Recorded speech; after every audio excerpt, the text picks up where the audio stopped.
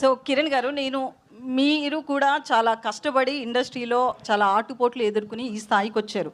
ఒక హీరోగా చాలా కష్టపడి వచ్చారు. లాస్ట్ టైం నేను ఒక ప్రెస్ మీట్లో ప్రదీప్ రంగనాథన్ గారిని ఒక క్వశ్చన్ అడగడం జరిగింది.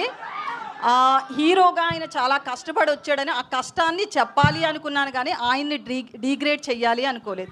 ఇప్పుడు మీరు కూడా సేమ్ అట్లనే ఎలాంటి బ్యాక్గ్రౌండ్ లేకుండా ఒక ఇండస్ట్రీలో ఒక సక్సెస్ఫుల్ హీరోగా రన్ అవ్వాలి అంటే అది ఆషామాషి కాదు. మీరు చాలా ఫేస్ చేసి వచ్చారు. ఏం చెప్తారు దాని గురించి ఒక హీరోగా? నన్ను అడగండి అమ్మా, పర్లేదు. కానీ పక్క స్టేట్ నుంచి ఒక హీరో వచ్చినప్పుడు అలా కించపరిచే క్వశ్చన్లు అడగడం మంచిది కాదని నా ఫీలింగ్. తప్పుగా కాదు.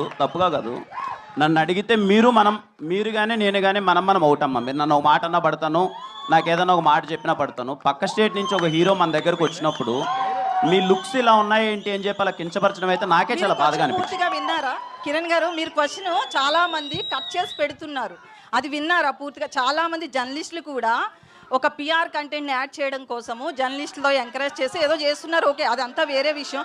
అసలు క్వశ్చన్ పూర్తిగా విన్నారా? కట్ చేసిన క్వశ్చన్ విన్నారా? మీరు అన్నదమ్మా ఇప్పుడు లేదు, నేను పూర్తిగా విన్నానమ్మా.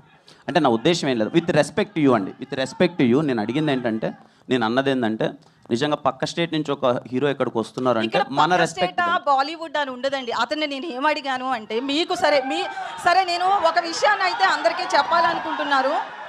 కిరణ్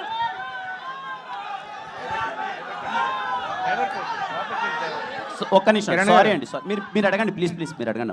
నేను ఒక హీరో కష్టపడిన దాన్ని చెప్పించాలి అనుకున్నాను, కానీ ఆయన నేను తక్కువ చేయాలనే ఉద్దేశం నాకు లేదు.